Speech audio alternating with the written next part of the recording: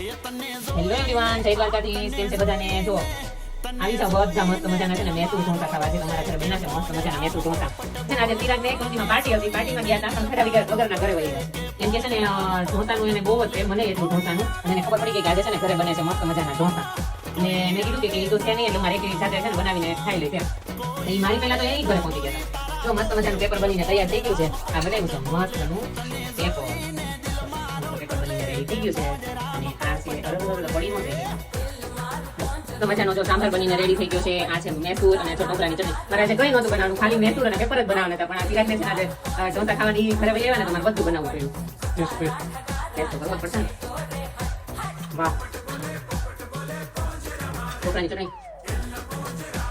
બહુ જ મસ્ત બન્યા છે. જો આવી જાવ બધા. અને અહીંયા જો મેસૂર એવું નથી એટલો જ છે. અહીંયા મેસૂર સાંભારની આમ પડ્યું છે. અને જો મસ્ત મજાના ઢોસા બનશે.